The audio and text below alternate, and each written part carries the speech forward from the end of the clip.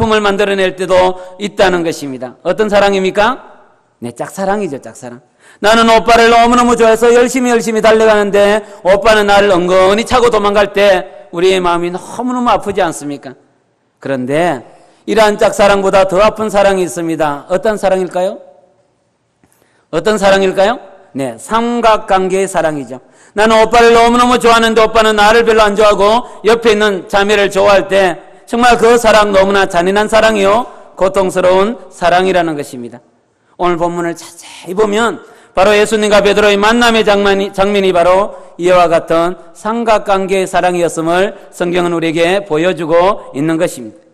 일주일에 무리가 몰려와서 하나님의 말씀을 들을 때 예수님은 그 말씀을 듣는 그 청중들에게 마음과 눈빛을 주는 것이 아니라 저 멀리 있는 호숫가에 있는 두 배에 관심을 두고 있다는 것입니다. 이러한 관계를 무슨 관계라고 얘기합니까? 네, 이러한 관계를 삼각관계라고 얘기하는 거예요. 무리는 예수님께 달려옵니다. 눈빛을 줍니다. 예수님의 말씀이 맞다고 고개를 끄덕끄덕거리지만 예수님은 그들에게 마음이 있는 게 아니라 저 멀리 다른 배에 관심을 갖고 계시는 것입니다. 이 무리들이 누굴까요? 오늘 본문을 보면 잘 알 수 없지만 바로 누가복음 4장에 보면 바로 가버나움에서 온 사람들이었던 것 같습니다. 예수님이 가버나움에서 많은 이적과 기사를 행하셨습니다. 특별히 베드로의 장모의 열병을 결치는 그 많은 이적과 기사 가운데 많은 사람들이 흥분하고 기뻐했습니다. 그런데 저녁이 오게 된 거죠. 그들은 다 집으로 돌아갔다가 다시 이른 아침에 예수님을 만나러 왔는데 예수님이 보이지 않는 거예요. 예수님이 어디 가셨을까요? 이른 아침에 일찍 일어나 하나님과 기도하기 위하여 올라갔다가 내려오는 모습을 이 무리들이 보게 되었습니다. 예수님의 손을 붙잡으며 무슨 이야기를 했을까요? 예수님, 어제처럼 오늘 또 역사가 일어나기를 소망합니다라는 뜨거운 가슴, 뛰는 심장을 예수님에게 보여주었습니다. 근데 예수님이 어떻게 하시나요? 내가 또 다른 마을에 복음을 전하러 가야 되겠다 하면서 쑥 가시는 거예요. 바로 그 모습을 따라 많은 무리들이 예수님을 쫓아왔던 것 같습니다. 얼마나 많은 무리들이 왔으면 예수님이 육지에서 말씀을 전하지 못하고 배를 띄워서 말씀을 전할 만큼 많은 사람들이 몰려오게 된 것입니다. 제가 사역을 하다 보면 어떤 사람이 좋냐면 설교 시간에 고개를 끄덕끄덕거리면서 맞다고 있잖아요. 이렇게 얘기하는 사람 보면 너무너무 심장이 뛰는 것 같아요. 지금도 보니까 한 3분 정도 계시네요. 그러한 뜨거운 심장을 가진 많은 사람이 밀려오면 사역자로서 너무나 흥분되는 것이죠. 그런데 오늘 본문을 자세히 보면 예수님은 그들에게 마음 있는 게 아니라 저 멀리 있는 베드로의 배에 관심을 갖고 있는 것입니다. 왜 많은 무리들이 이렇게 예수님께 열정을 갖고 다가오는데 베드로는 배는 빌려주지만 왜 예수님께 마음을 주지 않고 그의 말씀에 청종하지 않을까요? 만약에 예수님과 베드로의 만남이 첫 번째면 이해가 되죠. 잘 모르니까.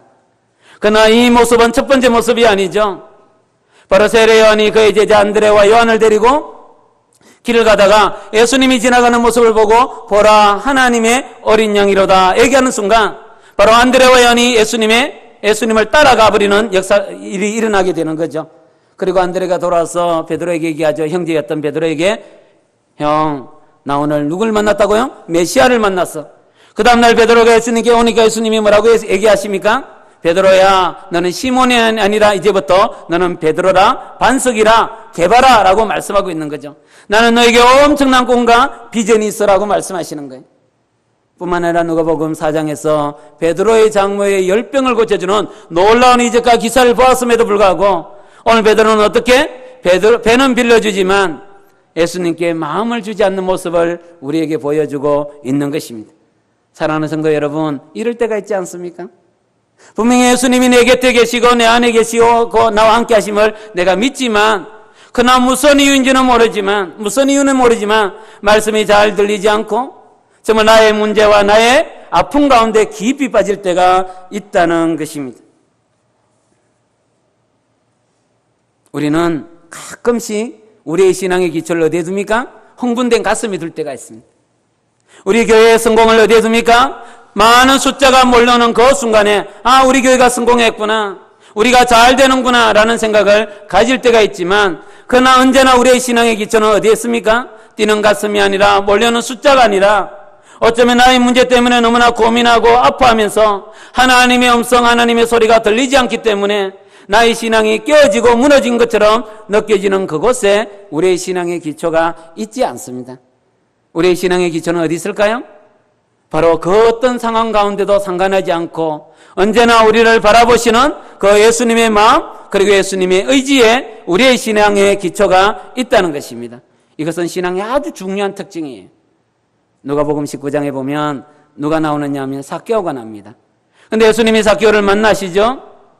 예수님이 그 많은 무리들이 자기에게 몰려옴에도 불구하고 그 많은 무리를 뒤로하고 뽕나무에 가서 올라가 있는 삭개오를 향하여 삭개오야 내려오라 이렇게 얘기하죠. 여러분 너무 놀랍지 않습니까? 제가 우리 집사 권사님 보고 아유 권사님 김미래 권사님이시죠? 이렇게 물으시면 맞습니까? 틀립니까? 틀리죠. 이런 장면이라는 거죠. 한 번도 보지 못하고 한 번도 만나지 않았던 한 번도 이야기하지 않은 삭개오를 향하여 삭개오야 내려오라 내가 오늘 너와 함께 너희 집에 가겠다고 얘기하는 것이에요. 너무나 잘 아신다는 거죠. 삭개오의 집에 가서 식사를 하는 그 모습을 보고 많은 사람들은 삭개오의 집에 갔다고 말하지 않고 죄인의 집에 갔다라고 말하는 거죠. 바로 예수님에게 그 만남이라는 것은 엄청난 많은 아픔과 고통을 줄 수 있는 그런 만남이었습니다. 왜냐하면 누가복음 20장에 예수님이 예루살렘에 입성을 하시거든요. 호산나 호산나 많은 자들의 그 소리를 듣고 입성하는 그 직전에 예수님의 명예와 예수님이 지금까지 사역했던 많은 것들이 깨떨어짐에도 불구하고 예수님은 한 사람을 만나기 위하여 오시는 것입니다. 요한복음 4장에도 똑같은 내용이 나옵니다. 우물가에 사마리아 여인을 만나시죠. 근데 그때가 언제입니까? 요한복음 4장 1절에 예수님의 제자들이 세례 요한의 제자들보다 세례 주는 숫자가 많을 때라고 정의되어 있어요. 다시 말하면 예수님의 사역이 잘 되어서 많은 자들로부터 인정받고 많은 자들로부터 스포트라이트를 받는 그때에 예수님은 우물가에 한 여인을 만나기 위하여 그의 전력의 에너지를 쏟고 있다는 것입니다. 끊임없이 성경은 우리에게 말씀하고 있죠. 어떤 말씀? 많은 숫자 때문에 흥분되는 가슴 때문에 실패 때문에 낙심하여 한 걸음 또 예수님께 나가지 못하는 그 순간에도 하나님의 마음은 우리 예수님의 마음은 변함이 없다라고 말씀하시는 거예요. 그러면 왜 예수님은 베드로에게 다가오셨을까요? 4절에 보면 말씀을 마치시고 시몬 베드로에게 이렇게 돼 있어요. 여러분 말씀을 마치고 정상적인 모습은 어떻게 해야 됩니까? 베드로야 정말 너 배 타보니까 너무너무 좋네. 정말 말씀을 전하기에 너무 좋은 배 같아. 내가 오면 자주자주 사용하고 싶거든. 빌려줄 수 있겠니? 다음에 봐. 이렇게 하는 게 정상적이잖아요. 아닌가요? 근데 예수님은 어떻게 합니까? 말씀을 마치시고 시몬에게 이르시되 깊은 데로 가서 그물을 내려 고기를 잡자라고 말씀하시는 거예요. 다시 말하면 너가 그렇게 고민하는 그렇기 때문에 그 고기 잡는 문제 때문에 한 걸음 또 나에게 다가올 수 없고 한 걸음 또 어때 나에게 발걸음을 내딛을 수 없을 만큼의 그 심각한 문제에 내가 너무너무 관심이 많다라고 얘기하는 것입니다. 여러분 고기 잡는 문제는 보통 문제가 아니에요. 특별히 내가 밤이 맞도록 수고하고 했었지만 한 마리도 잡지 못한 그 빈 건물을 볼 때마다 빈 건물은 가만히 있는 것이 아니라 나에게 메시지를 던집니다. 음성을 들려주는 거죠. 여러분 그렇지 않나요? 내 남편이 명예퇴직을 하면 명예퇴직 이렇게 느껴집니까? 명예퇴직을 하는 순간 나의 미래는 우리의 미래는 우리 자녀들의 미래는 너무나 많은 염려와 걱정이 밀려오게 되어 있다는 것입니다. 여러분 우리 자녀들의 성적표 67점 그럼 그냥 67점입니까? 그 숫자를 보는 순간 이 아이는 대학을 못 갈 거고 대학을 못 가면 결혼도 못하고 결혼을 못하면 평생 내가 이 아이의 뒷바라지를 해야 된다는 그 공포와 불안이 우리에게 밀려온다는 거죠.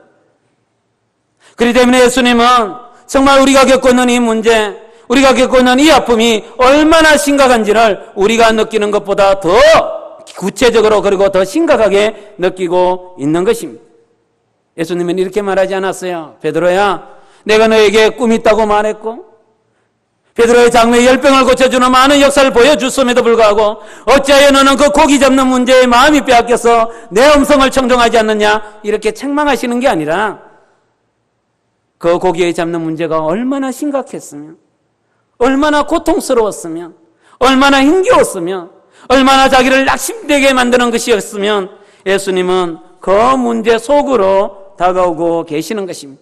예수님, 나는 배는 빌려줄 수 있지만 마음은 줄 수 없어요 라고 얘기하는 이 베드로에게 내가 너에게 필요한 것은 배가 아니라 너의 마음이라고 얘기하시면서 주님은 우리에게 다가오시는 것입니다.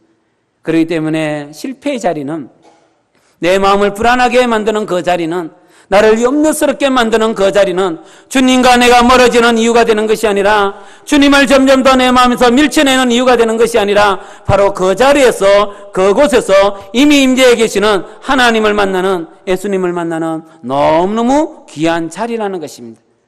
사랑하는 성도 여러분, 아마 이 시간 또 여러분 여러 가지 마음을 갖고 이 자리에 왔다고 저는 생각합니다. 저는 여러분의 형편을 다 알 수 없어요.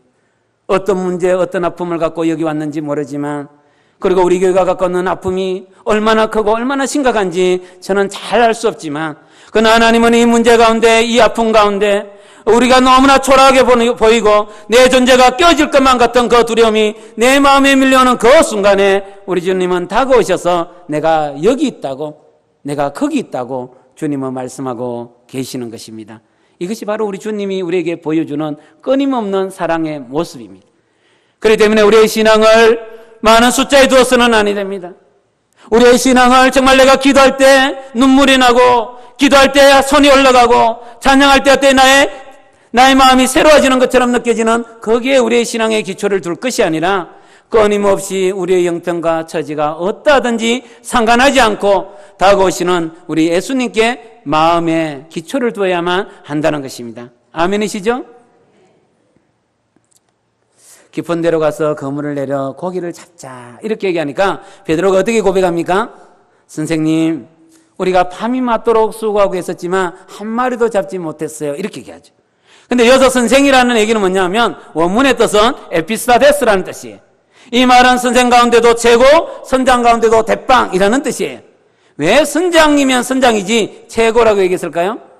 바로 누가복음 4장에 베드로의 장모의 열병을 그쳐준 걸 경험하면서 정말 예수님은 좋은 선생이지만 능력 있는 선생이라는 사실을 알게 된 거죠.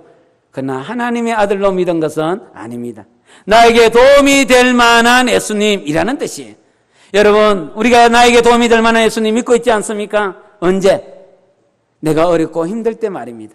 우리 자녀가 대학을 갈 때 어떤 기도합니까? 주님, 이 자식 대학만 갈 수 있다면 이런 기도하잖아요. 내 자녀가 취직만 될 수 있다면 이런 기도하잖아요. 우리 남편 승진만 될 수 있다면 이런 기도하잖아요. 그런데 대학에 가고 취직을 하고 승진이 되면 예수님은 별로 중요하지 않습니다. 왜 그렇습니까? 나에게 도움이 될 만한 예수님을 믿고 있는 거죠. 근데 하나님은 어떻게 역사하십니까? 그러한 작은 모습에도 어떻습니까? 제 친구들이 와서 그물을 내려 함께 고기를 잡을 만큼 많은 고기를 주시는 거예요. 우리는 예수님을 온전히 믿을 수가 없습니다. 우리는 예수님을 온전히 믿을 수 없어요. 예수님이 우리에게 보여주는 만큼, 예수님을 우리가 경험하는 만큼 나의 경험 속에서 예수님을 알 수밖에 없다는 것입니다. 여러분, 우리 아기들이 태어나서 시간이 지나면 어떻게? 아빠, 아빠, 아빠 이렇게 얘기하잖아요. 아이가 어떻게 해서 아빠를 할까요? 아빠의 그 유전자를 다 검사해보고 성도 검사해보고 그죠? 생김새도 검사해보고 그러면서 아빠라고 얘기하나요? 아니죠.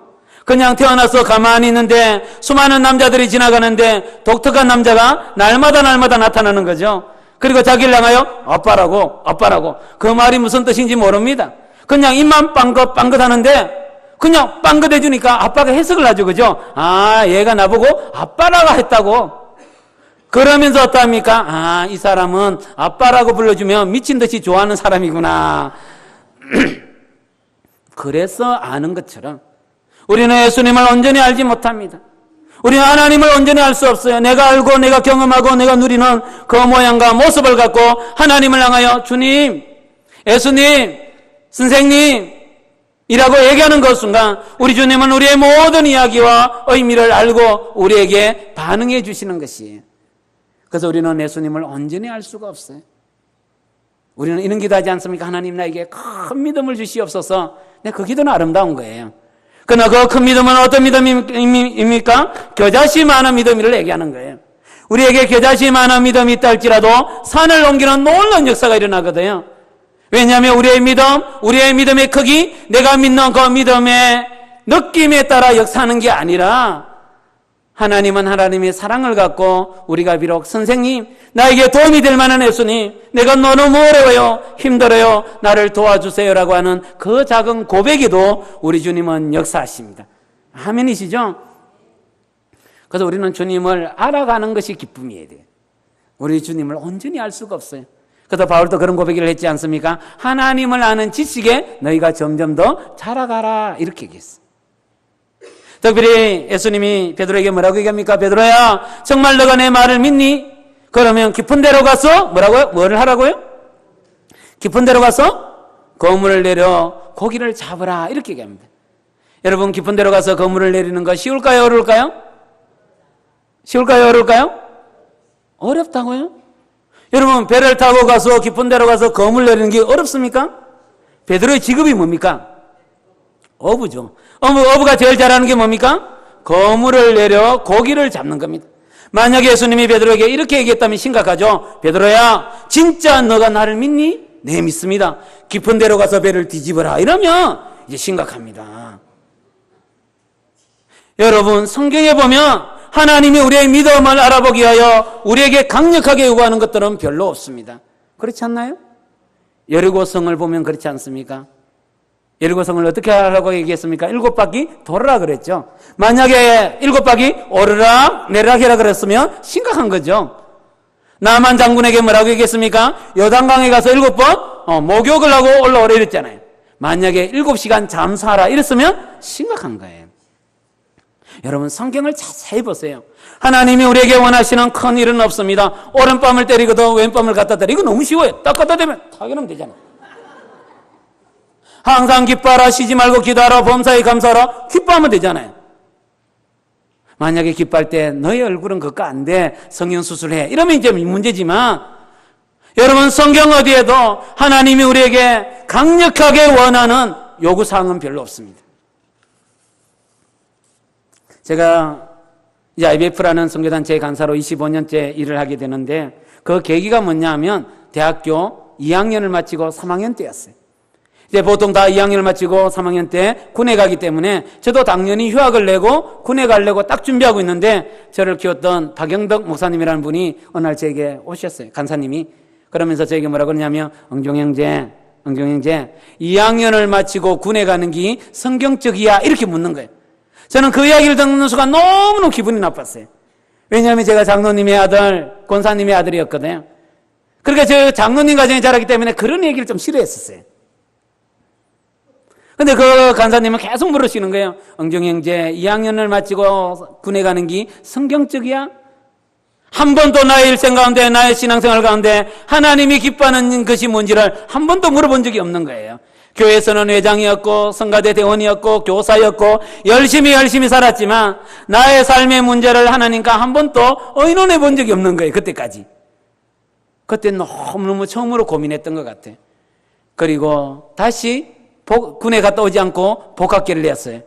그리고 IBF 대표가 되기 시작했습니다. 그것이 제 인생에 너무너무 큰 변화였어요. 근데요, 그게 그렇게 어렵지 않습니다. 그냥 복학기를 내니까요, 그냥 다시 학교 다니라고 그랬어요.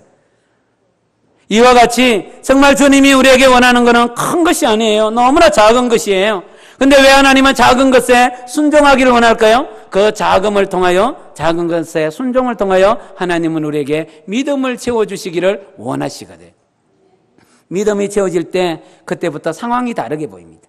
지금이 어떤 상황인지, 내가 어디에 있는지, 내 마음에 무엇에 빼앗겨 있는지, 내가 어떻게 살아야 될지에 대한 수많은 이야기들을 풀어가는 열쇠는 어디에 있느냐? 믿음이에요, 믿음. 근데 그 믿음은 나의 의지가 아닙니다.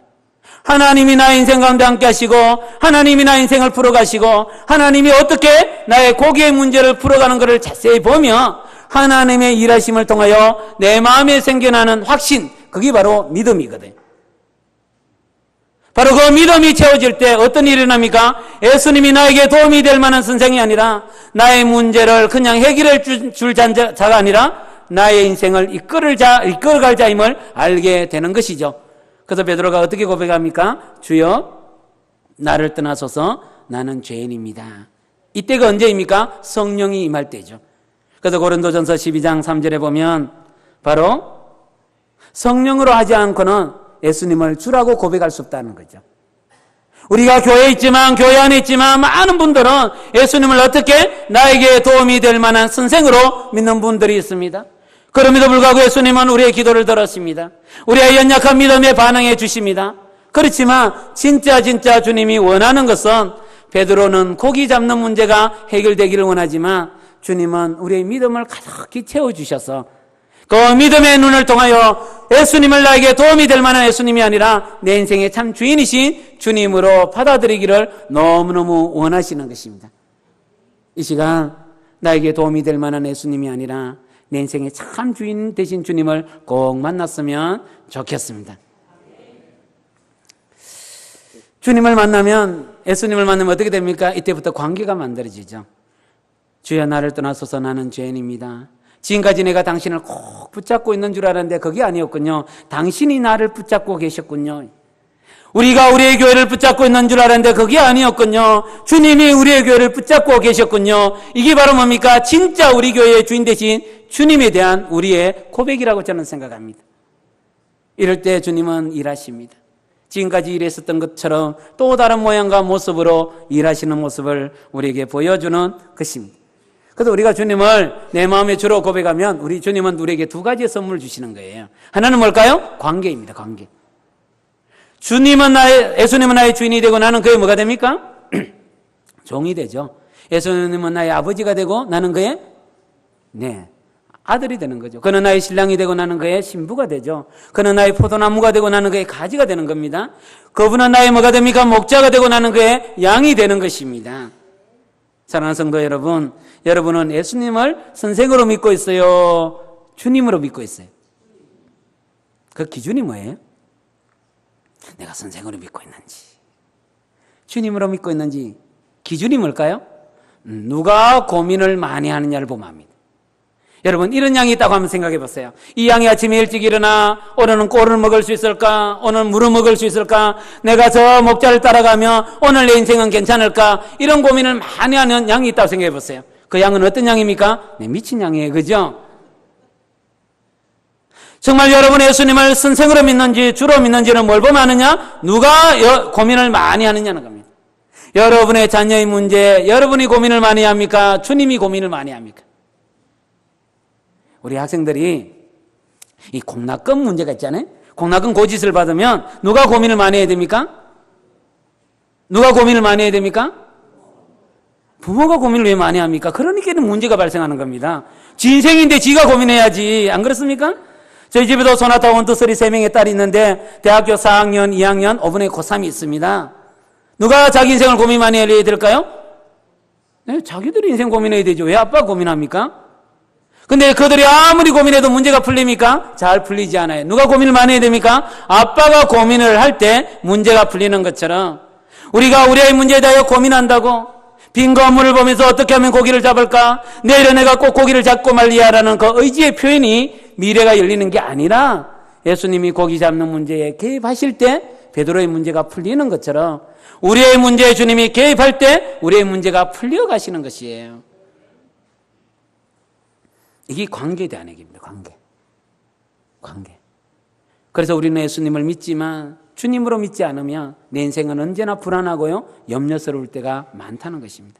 그러나 뿐만 아니라 어쩌면 이 본문은 이 정도로 끝나야 되지 않습니까? 예수님은 나의 주인 되시고 나는 그의 종이 되고 그는 나의 아버지가 되고 나는 그의 아들이 되고 그는 나의 목자가 되고 나는 그의 양이 되니까 딸랑딸랑 하면서 따라가면 되잖아요. 근데 예수님이 뭐라고 얘기합니까? 10절에 보면 예수께서 시몬에게 이르시되 무서워하지 말라. 이제 우로는 내가 사람을 취하리라. 이렇게 얘기합니다. 지금 베드로가 무서워합니까? 무서워하지 않습니다. 고기 때문에 너무나 염려하고 걱정하고 근심했는데 이제는 많은 고기가 잡혔는데 너무 기쁘지 않습니까? 근데 무서워하지 않아요. 근데 예수님 뭐라고 얘기합니까? 무서워하지 말라. 마태복음에는 내가 너로 사람을 낚는 어부가 되게 하겠다는 이러한 놀라운 비전을 주시는 거예요. 그래서 우리가 예수님을 내 마음에 주로 영접하면 첫 번째는 관계가 회복되고요. 두 번째는 비전을 주시는 거예요. 근데 이 말이 무슨 말인지 베드로가 알았을까요? 몰랐을까요? 알았을까요? 몰랐을까요? 베드로는 지금 어디에 관심이 많습니까? 네, 고기에 관심이 많아요. 조금 전까지는 한 마리도 잡지 못한 고기 때문에 너무너무 힘들었다가 이제는 너무 많이 잡힌 고기 때문에 힘들어하는 거예요. 제가 우리 성도님들 보니까 직장이 없어서 힘들고요. 직장 때문에 힘든 것 같아요. 결혼하지 못해서 힘들고요. 결혼 때문에 힘든 것 같아요. 그죠? 여전히 우리의 모양과 우리의 모습은 우리의 문제에 관심 갖고 빠져들 수밖에 없지만 그러나 예수님은 우리에게 주로 고백하는 자에게 인생의 마스터 플랜을 갖고 우리에게 다가오시는 것입니다. 그게 바로 비전이라는 뜻입니다. 비전. 베드로는 이 말이 무슨 말인지 몰랐습니다. 자기를 통하여 로마가 복음화될 거라고 알지 못했습니다.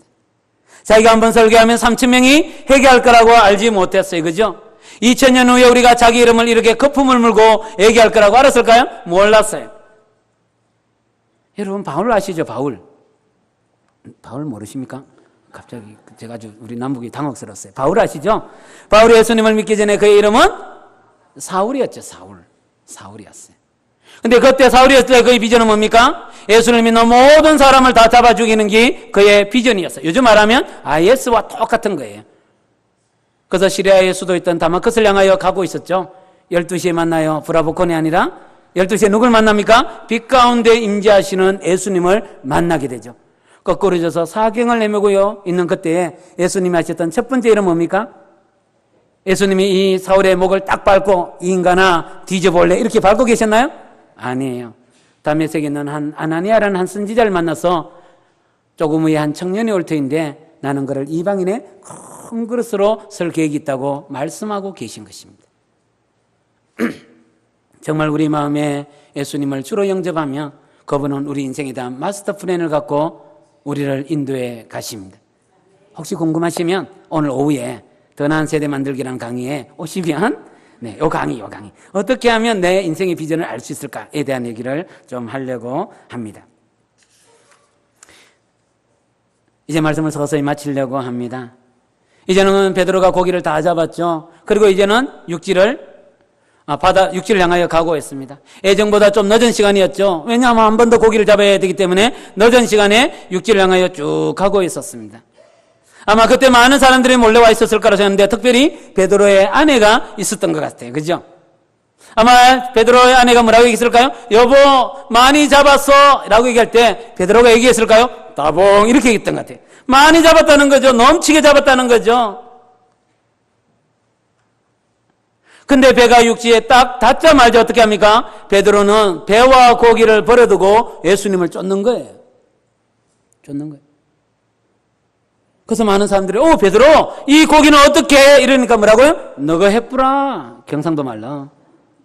그럼 이 배는 또 어떻게 해? 그것도 너희 해. 이렇게. 여러분 이게 이해가 됩니까? 안 됩니까?